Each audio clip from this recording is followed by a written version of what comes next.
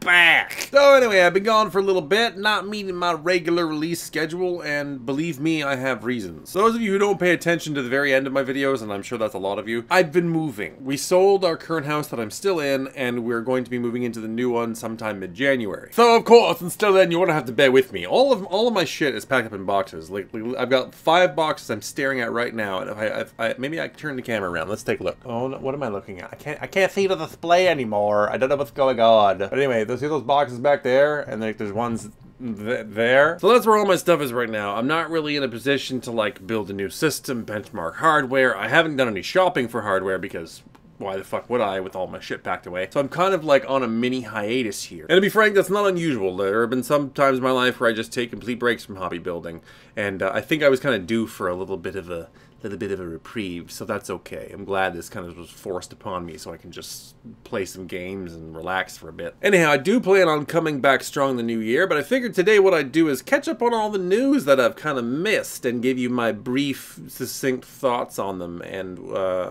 you know, so stay tuned, or don't.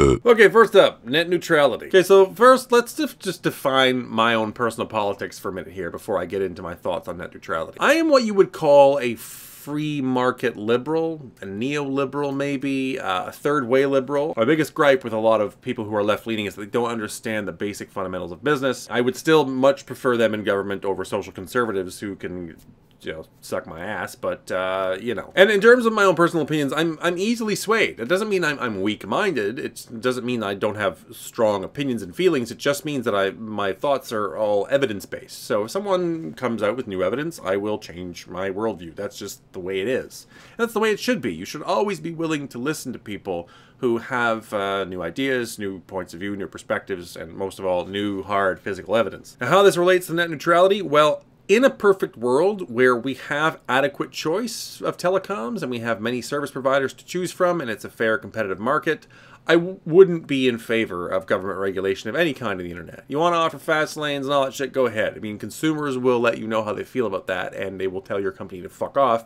and they will choose the nearest competitor that doesn't do that. So there you go. Perfect world. I don't think we need net neutrality. But of course, that's not the world we live in. Now, I'm Canadian, so I don't really have any horse in this particular race, but we have our own issues up here with Bell and Rogers dominating the market, and then we've got smaller companies like Cogeco and Shaw that are just different cable providers. But ultimately, we have the same problem as you guys down there, is that in any given market, we don't have any more than 2 real telecom providers that can provide competitive options. So government needs to step in and regulate these fucking assholes. Oligopolies are an inherent property of endgame capitalism, in my mind. And the reason for that is simple. These companies have multi-billions of dollars worth of infrastructure already built, and they've got a foothold in the market. They don't have a foothold, they have like an asshold in the market. They're sitting in the market, and just they're so bloated and big.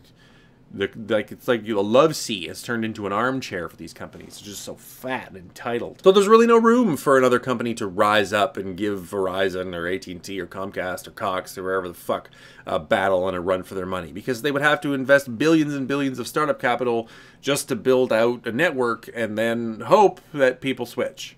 Which is why Google Fiber isn't everywhere. I mean, they're taking it market by market at a time, biting off as much as they can chew in any one go, but it's a slow process, and that's why you need government to step in and just, no, bad Comcast. So anyway, if net neutrality is just a temporary fix for this problem, then what's the ultimate long-term solution? You ever hear of Sirius XM? You probably have. 32 million subscribers, satellite radio. People laughed at them when they were incepted as a company, back when it was just Sirius and their competitor XM, 2 separate companies. Everyone was like, oh, who's gonna pay for radio when you can just get it for free? Pay $13 a month for radio, fuck that. Guess what? The service was better. People ended up paying for it, and now it's pushing terrestrial radio out of the market space, along with little help from podcasts and MP3s and all that business. So my point is, what we really need is an advancement in the infrastructure technology itself. In the case of radio, it was taking those massive towers out of the way, in which they needed in the many hundreds of thousands to populate the entire globe full of radio signals,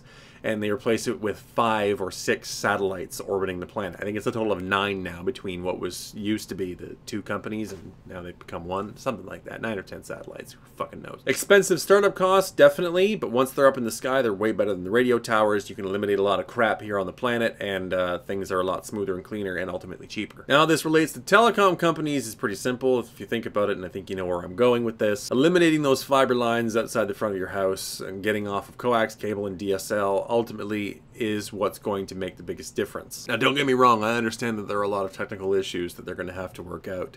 We're not quite there yet. But ultimately, that is the real solution to this problem. You have to make that existing infrastructure that all these telecom companies own less valuable and make it cheaper to compete with it by inventing some new hotness. Pretty much what I'm saying is Elon Musk is the savior of humanity, and we have to wait for him to realize his vision before we are truly free as a technologically advanced people. But back on the original point, we need net neutrality for right now. It's the only thing that keeps consumers safe from the heartless dominance of these tech companies. And I sincerely hope the Democrats can field a candidate that will defeat President Orangina in 2020 and correct this horrible mistake that his administration has ultimately made. Oh boy, did I just spend 6 minutes talking about a topic that everyone's already covered? Okay, better speed it up for the rest of these. EA, loot boxes, microtransactions.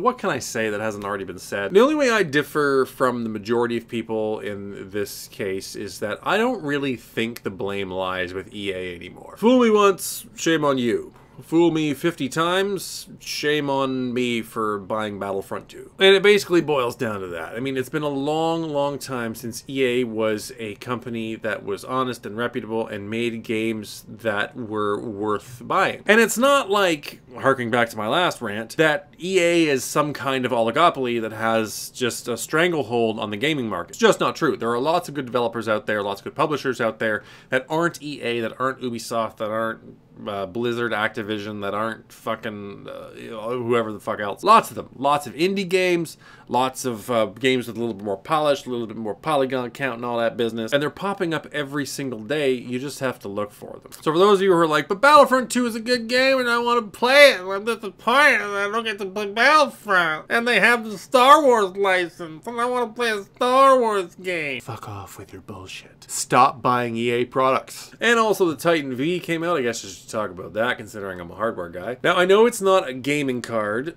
I get that, but here's the thing. It still gives us a good indication as to how Volta will perform when it does reach the mainstream and come out in retail form. And I know driver maturation and all that could change the numbers, but the early indications are that it's a little disappointing. I mean, it's obviously better than Pascal, so there's that. But it's not as better than Pascal as other generations of cars were versus their previous generations, if you follow. The jump from Maxwell to Pascal, largely because of clock speed and all that, was about, 30 to 40% on a die size per die size comparison.